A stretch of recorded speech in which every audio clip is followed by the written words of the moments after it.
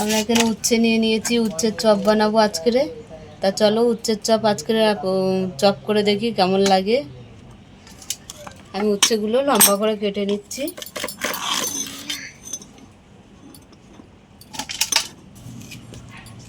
তা এই যে উচ্ছের বীজগুলো আমি ফেলে দিচ্ছি, নেব না। তো উচ্ছেগুলো আমি এরকমভাবে লম্বা করে ফালি করে নিলাম।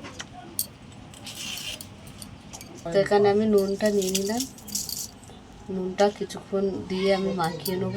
হলুদও দিয়ে দিলাম।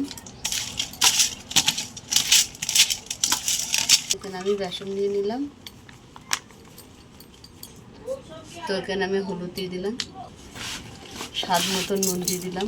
এখানে লাল লঙ্কা গুঁড়ো দিয়ে দিলাম, কালো জিরে দিয়ে দিলাম। এখানে জল নিয়ে নিলাম।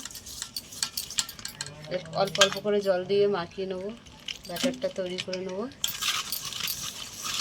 দেখো আমাদের ব্যাটারটা এইভাবে তৈরি করে নিয়েছি। ব্যাটারটা এবার আমরা ভাজা শুরু করব। বসিয়ে দিলাম আমরা।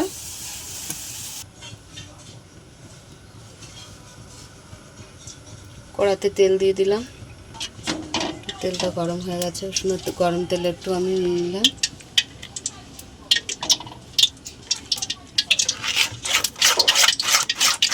ভালো করে ফাটিয়ে নিচ্ছি।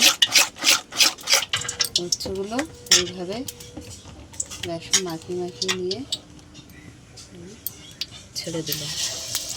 তো এইভাবে আমি ভেজে নেব। করে দিলাম চপগুলো বানাবার জন্য। উচ্ছেগুলো সিদ্ধ হবে। তা আমাদের চপগুলো ভাজা হয়ে গেছে। উচ্ছে কি করলাই, আমি উচ্ছেই বলে দিয়েছি। এইভাবে একে একে ভেজে নেব।